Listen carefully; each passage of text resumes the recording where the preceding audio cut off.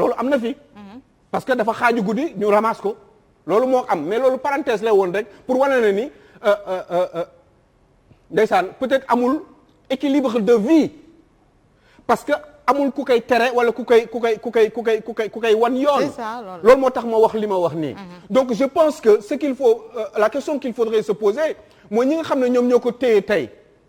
di ko fay ay avocat di ko toppatoo di ko dugal ci béréb peut-être même defal ko ay promesses de vie pour révéler ko par rapport à son état de pauvreté bi mu dundoon gëm naa ni tey jii ne Adji Sarr fi muy fanaan ak li muy lekk daana ko lekk avant. mais Aline foofu par exemple ci point boobu Adji Sarr bu fekkoon pardon bàyyi nañ ko également. fii nga xamante ni amul benn protection comme ni ñu ko waxee amul kenn ku ko jàppale aar ko et tout ça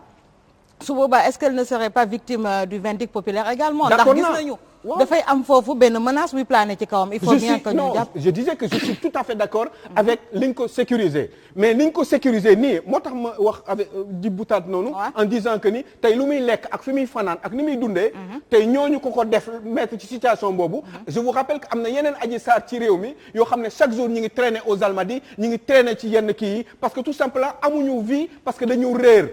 ñooñu ku ci gis occasion ñu proposer la dara yàlla xam nag. parce que Adji Sarr mu ngi ci confort fu ñu toll nii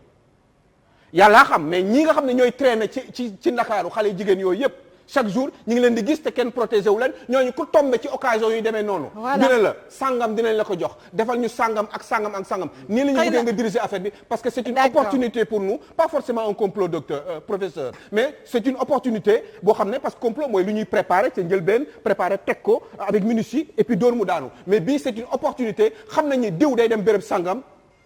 eh ben ils en ont profité. mais bi diw moomu également dafa ñëw briguer suffrage yu sénégalais yi tamit est-ce que moom it waroon na am tamit boobu comportement ba nga xamante lii dina ko fi dal dinañ ci ñëw ci deuxième tour bi juste ñu bàyyi Oustaz Mohamed également moom jàngat bi nga xamante ni gis nañu Adji Sarr dëgg la sànq professeur mi ngi koy wax Adji Sarr boo ko daan gis ci yeneen vidéo en tout cas yu ñu wane doon na ci am colin goo xamante ni mooy loolu tey jii mu génn muuru dafa mel ni muuraay moom tey jii képp ku def sa tooxi doon laa ko mën a waxee rek nga ñëw muuru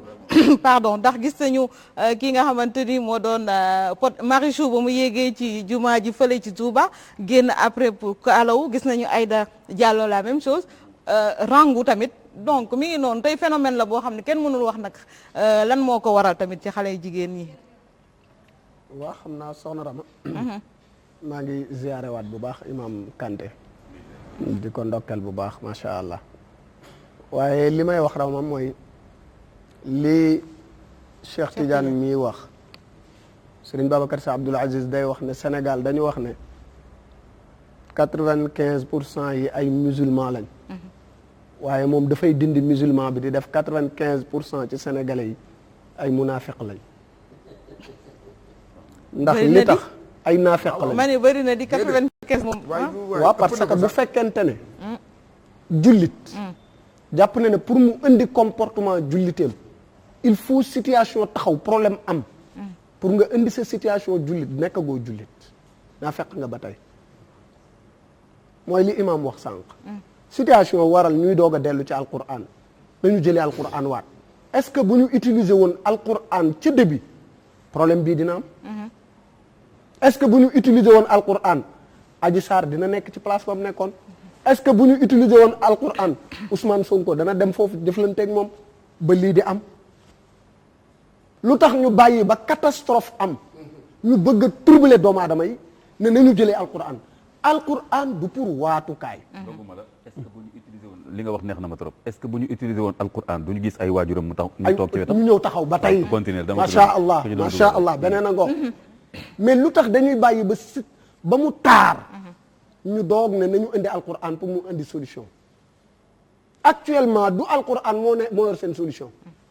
li yor seen solution mooy dañoo tuumalante jébbal seeni mbir attekat nanu dem déglu attekat boobu gis nga Sénégal nanu bàyyi caaxaan alquran ay texte la ay ibar ay waare moo ci nekk ay digle moo ci nekk ay tere moo ci nekk ay tëkku moo ci nekk ay dëel moo ci nekk ay dige moo ci nekk waaye alquran du pour su ma jaaxlee xooj ci sangu mbaama naan bu ma jaaxlee wut ci lu ma takk su ma paree tegaat ko fële alquran joo xam ne yow mën naa wax ne at mi yëpp laaloo ko pour jàng ci dara laaloo ko pour xool ci benn aaya cette situation taxaw nga ne nañu dem jëlee alquran ñu wàcc lan la alquran di jëriñ beneen bi ci des alquran moo ñu firndeel imaam wax na ko sànq. te oustaz baal ma mbirum caaxaan gi sax tamit alquran bi ñu bëgg jël tamit di ci waatee. est-ce que moom laa la wax loolu sax moral nangu na ko. moom laa la wax ne la dañ koo ginnaawaloon. waaw ba tey seen situation critique ñu ne nuñ ko alquran du pour loolu. dañ koy dund ba situation dab ñu alquran taxaw atte ñu. dañ koy dund waaw kay dañ ciy nekk. di ko dund ba situation ñëw alquran ne waaw kay situation bii ngeen toll nii ngeen di def ak nii pour génne ci. dama ciy dolli donc alquran da nga koy dund ñu waxee ko ci beneen anam bu gën a peut-être neex a dégg. alquran da nga koy gindee ko. di ko jëfe di xool li muy jàngale. hudan la li muy wax. waaw li mu lay gindi. li ngay dugg yëpp nga laaj ko alquran mais doo def lu la neex après daal ne léegi na ma nga ne nañu jël sauvé. alquran. voilà beneen bi ci des imaam wax na sànq lu am solo. mooy gis nga réew mi kuy wax ak yow yaakaar ne giñ mooy tax mu dëggu. xam nga lu ko indi parce que réew mi bari fenkat ñu baal ma ci kàddu bi. te alquran moo ne. ndax alquran moo ne ñu. koo xam ne Cheikh Tidiane bàyyi ko mu développé. Rahma waaw alquran moo ne ñu. koo xam ne jàpp na ne. lépp lu mu wax pour nit ñi gëm ko faaw mu waat bu ngeen di wër fenkat jël leen. wala tutia kulla xallaafin mahin koo xam ne pour moom lu mu war a wax pour nit ñi gëm ko il faut mu waat ñu doog koo gëm kooku dafay bari lu muy fen moo tax waaye ku baree wax lu muy wax lu dëgg alquran ñaata yoon la ci yàlla waat bariwut ñaata junni aaya yàlla parce que xam na ne li muy wax dëgg la gis nga raxma dëgg bu demee bañ ne waat moo ko war a tingoom c'est parce que wëratul Sénégal nag ngiñ li dafa mel ni ci seen làmmiñ yi la nekk li sama sëriñ ba daan wax naan Sénégal seen diine seen l'islam naanuñu ko dañ koo sangoo rek mu wàcc moo fi nekk dañu koy sangoo rek bu ñu ko soxlaa nanu bàyyi caaxaane diine ji alquran nekkul fawukaay boo xam ne mais ku jënd sa oto ñun la jëndal kaamilu alquran teg ca biir ku meuble sa salon jël ay kaamilu alquran teg ca biir mu dem ba pënd mosoo koo tijj mosoo koo jàng mosoo koo liir lan la alquran di jëriñ ba nga war koo mën a jël di ko def témoin imaam wax na sànq fi ñu war a giñee bu dem ba giñ taxawee ci tuuma imaam wax na ko te loolu du Samba Sugum Gay ak Maram Xujjame daje fële ñoom déedéet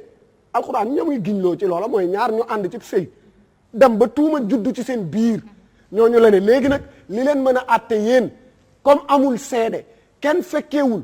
ñëw leen ngeen waat su ngeen waatee nag ci waat woowu la ñu tënku teqale leen mooy na ndaw si waat te ndaw si li muy waat du ne waa ji yaa ma yow da ngay waat ndaw si day waat ne man bu dee waa ji li muy wax dëgg la yàlla na rëbbum yàlla wàcc sama kaw waa ji moom it wax loolu l'islam ne nañ leen teqale ñu tàggoo parce que waat rek a fi sa loolu ñu nekk ci buum la waaye ñoo xam ne texte yi leen alquran joxoon teggi nañ ko bu yàgg jaar ca ñollu ga jaar ca àll ba ba lëj ak seeni buum danañ dellu ci alquran moo atte ñu alquran du leen atte nit ñi nañu bàyyi di mbubboo lu nekkul ci ñoom l'islam dañ koy dund nit ñi nag ñu baree bari ci ñoom jàpp nañ ne bala ñoo war a dellu ci yàlla rek dañu toll ci situation dama yaa ngi may wax ay jigéen ñoo xam dañu def ay fee coow topp leen ñuy jéggalu ñëw ak ay muuraay boo demee ci dëj yi rama yan façon kol ngay gis kol yu yaraax yooyu nga xam da ngay gis ci dàq kolu nga ne kii la bu nuy génn ca dëj ba mu nga fii ca mbagg ma egg kër gaa tre mu wàcc fañ jëmoon xamuñu lu fa ne kañ ka def loola newul ak ñoom ci kër gi newul ak ñoom ci mbedd mi newul ak ñoom ci pénc ma lu tax chaque fois dañuy bëgg a xaar ba situation am ñu doog a delluwaat ci moom ba kañ loolu la nit ñi war a dindi ne nit ñi jub te maandu damay wax ne ajjuma bu jot ñoom imaam a ngi seen xutba li ñu koy tëjee mooy inna allaha ya'murukum bil adli wal ihsan waaye ma al asaf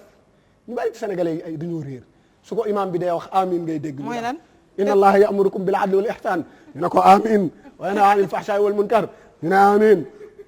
yàlla nee na yéen ñi may dégg yéen ñi may waxal ngeen ñëw ci jumaa ji ak nga toog seen kër di dégg rajo yi yàlla nee na maandu leen juste leen yam leen fi ngeen war a yam nga ne amin loolu lañ la wax. est-ce que duñ koy tënk kon ci wolof rek ndax ñëpp mën koo xam wax nañu bay bëgg a dee imaam a ngoog laaj leen ko ndax waxul bay bëgg a dee laa ñëwaat avant may ñëw professeur ci yow tappale moo am ci dëkk bi waa Cheikh li nga wax xaaral ba nga ñëw non c'est d'abord waa dama ne sànq da nga doon wax ñooñu nga xam ne ñooñu ñoo wax a waat xam nga bu njëkk ba dafa am ñoo xam bu njëkk ba mais léegi ñi ci gëm comme li nga commencé ñi ci gëm yàlla moo barewul moo tax nga bëgg a jëlloo ñaar ñoo xam ne gëmuñu yàlla dégg yoo nga naan kay ñi da leen di waatloo da ngay sonal sa bopp. Rama baal ma dafa am sax lu ma bëggoon. mais est-ce que yow tamit gëmuñu yàlla boobu ngay wax bàkkaaroo ci. gis nga man ni bu njëkk. yow ma ne. Rama baal ma imam dinañu àtte est-ce que moom également. nit ci bari parce que. waaye ima li xew ci dëkk bi la. xam nga bu njëkk mag ñi pour daw waat imaam a ngi koy wax. waaw demoon nañ ba sax bu situation critiquée ba ñu war a waat. daanañ wut illeer. samp ko ci taal. wala tàngal ndox ba mu tàng. teg na liñ lay tuumaal bu dee dëgg la ci yow. bu dee yaa ko def ndox mi bu ko laal wala illeer bii bu ko laal bu dee du dëgg jëlal kaasu bu tàng bii nga naan ko ñu xool. bu dee mag ñi demoon nañ ba tollu foofu ngir dawale la waat pour xam diisaayu waat ni mu toll ak lu ko war a yëkkati. xoolal ku dem ba jël illeer roof ci taal ba mu xonq cur ñu ne la bala ngaa waat au lieu ngay dem di waat kaay jël illeer bi rek ni mu xonqee ci taal bi. nga teg ko ci salaam mi ñu xool li nga wax bu dee dëgg la bu dee dëgg la du la lakk bu dee du dëgg boo ko saxee sal gémmiñ ñor. bu dee dëgg la du la lakk dara leeru ci. imaam dañuy ñëwaat tuuti ndax waat googu ñuy wax sax de gis nañu nan la ñu mën a wax ndax Sonko également ba muy def benn point de presse am na benn moment boo xam ne waat na ci daal ne wallaahi liñ may jiñ defuñu ma ko léegi waat googu également ndax xam nañu ni dañ naan am na ñoo xam bu ñuy waat billaahi wallaahi wa taalaahi la ñuy wax. est-ce que tamit wallaahi rek nga waatee ko noonu wér na wala billaahi rek tamit ainsi de suite pardon. bon bu ñu jëlee rek ci kàddu gi bi ci boppam. dañuy wax ibaaraat yi ci expression yi nga utiliser. loolu wér na soo nee billaahi waat la waat bu wér la. boo nee tallaahi waat bu wér la. donc képp koo xam ne wax nga loolu. wax bi ci bopp wér na. mu des nag est-ce que. fa charia wax ne foofu lañ koy waxee ak ki ko war a wax ak ca kanamu kan la koy wax loolu nag dañ ko war a lijjanti kon nag waat bi doo ko jël rek seppi ko noonu parce que rek voilà parce que rek nit ki mooy comme li ma la gisoo exemple boo ma la jox kii nee naa la weddi na waatam te jógee gu ma fi mu taxaw dëgg la moo lay wan ni kon dafa waat te xamul dëgg-dëgg ne jaru ko woon xamul tamit ne la muy waat noonu balaa jataay bi di jeex sax dana ko weddi et cetera kon bu fekkee da nga ne Ousmane Sonko wax ne wallahi loolu waat la kaddu gi ci bopp ma waat la parce que wallahi moom arabe la waat la léegi nag mu des moom xëy na moom tamit il était sous influence lu mu nekk homme politique c'est d'abord un être social par sous le contrôle du prof donc dafa nekk ci benn société boo xam ni mi ngi dégg nit ñi di coow mi ngi dégg ci vidéo yooyu ñu naan waaw moom tam bu fekkee deful dara na waat donc nit la rek politique taxul nga bañ a nekk nit maanaam am les grandeurs et les misères d'un être humain donc loolu moo tax moom tam si sama xalaat en un moment donné dafa yaakaaroon ni su waatee loolu dana tax nit ñi daal ne takku ci moo tax moom tamit mu lëmas waatam noonu daal ne liñ ma wax bu fekkee ni maa ko def mais gis nga ni mu waatee waat bi sax li ñu wax lan la ñu wax xam nga loolu lu yaatu la lo kan wax est-ce que li Adji Sarr wax rek la wala ñi comploter li ñu ma ji wala li nit ñi di wax xam nga gën li ñu wax bu fekkee maa ko def loolu lu yaatu la man je pense que Ousmane Sonko ni mu waatee waxin bu waxu mag la daal la waatee léegi nag xam nga nag imaam nga baal ma rek mais am na ñu bare jeu boobu la ñuy def ñu bare may ko mu eggale après nga ñëw jeu boobu ñu bare loolu la ñuy def waaw tappale yooyu la ñuy def boo dee jullit nag doo foowee waat doo def jeu ci waat boo dee jullit dëgg comme ni ñu ko waxee léegi ba xam luy waat doo ko foowee da ngay préférer sax yow reconnaître sa erreur avec humilité plutôt que di waat parce que nee naa la soo waatee rek invité nga yàlla ci waxin pour mu ñëw atte mbir mi sa waay loolu baal leen ma damaa juum moo ko gën a yomb moo gën a yomb bu fekkee ni xam nga ku yàlla ak tartanam ak yàlla dafa juste moo tax boo ko invité day atte kon nag boo xamee ku yàlla dëgg moytul mieux vaut nga ne man daal du ma ci waatante même bu la nit ñi reetaanee sax nga assumer loolu moo gën ba mu nit ñi ne sax da ngaa tàppet wala sax da ngaa def dara moo tax ñemee waat mën na am sax defoo dara ñu bëgg lu cuq rek pour nga ne bon léegi naa waat nga ne leen d'accord pour rek bañ a waat ci loo xam ni mën na la indil après problème boo xam ni ñi la doon cuq ba di la waat loo duñ dox sa diggante ak yàlla buy dal ci sa kaw ci sa waat boobu kon loolu kon jiitalal yàlla bul jiital opinion bi te jullit dafa war a am autonomie spirituelle jullit dafa war a liggéey spirituellement boppam ba nga xam ni jiital ragal yàlla loolu da koy dimbali ci mu bañ a considérer d'abord nit ñi nuñ may xoolee est-ce que dañuy jàpp ne damaa ragal wala dañuy jàpp ne lu tax ñeme maa wax lii waxal d'abord lu ma yàlla di jàppee nu ma yàlla di xoolee kon loolu nga war a jiital bu ko defee yàlla féete ak yow mais bu fekkee da ngaa jiital yow sa position bi ma am nii il faut que ma feeñal lii pour nit ñi xam lii et cetera booba yàlla bàyyi la ak nit ñi bu ko defee tam ku la ëpp doole wala pexe tamit la jël la par contre boo jiitalee yàlla kenn du mun dara ci yow waaw mën ngaa sonn waaye doo am defet waaw mën ngaa sonn aywa te doo am defet parce que sonn moom sonn la rek mais da ngay am endurance jiital bi nga jiital yàlla moo tax yàlla du la bàyyi te yàlla bu la bàyyiwul rek dinañ la jël noonu waaye terewul yaay mujjee am dëgg waaw kon nag loolu c'est important kon nag léegi question bi nga wax effectivement Ousmane Sonko waat na mais dafa lëmës waatam léegi moom xam na li mu waat lan la fan la ko féetale fan la ko féetale dañ ko koy bàyyee même boo gisee soxna si tax moom sax waatam bi ma xoolee vidéo bi mooy ki yoroon kaamil bi Ndeye Khady Ndiaye voilà borom salon premier waat bi bokkul tellement ak deuxième bi xaw na am tuuti différence ci laa ne cëy parce que dafa njëkk a waat yow aji bu fekkee ni da nga ne sa ëmb bi xam naa café ak kii nga café ak xawma lan nga waxati coca bi nangam te ci charia oustaz xam na ko booy waat day leer ba pare day spécifique professeur waat day spécifique daa ji da nga naan lii moo tax mais boo ne lii ak lee ak lee ak lee ak lee ak li ma fàtte loolu yëpp bu dee loolu la maa ngi waat attention xam nga yooyu yëpp lan moo koy indi moom moo di ne xamuñu suñu diine bien sûr ñàkk xam suñu diine moom mooy indi loolu yëpp ne yaakaar naa ne tey suñu xamoon seen diine duñ ci am réeroo duñ ci am ay erreurs yoo xamante ne dinañ ko ci moo tax ma ne la Adji Sarr scénario xaw ma coach moo tax ma ne la dimension boobu mu dugal ci affaire waat ak alquran bu xamoon l'islam bu ci dugal imam mu wax mooy effectivement li nga wax ñàkk xam sa diine la bien sûr ñeme yàlla da ngay wax mu leer mais dañoo ñeme yàlla Cheikh Tidiane da ngay bàyyi di nit déglu nit ñi tamit ba ñu daaneel ba ñu jox la kàddu wax leen léegi man ma noppi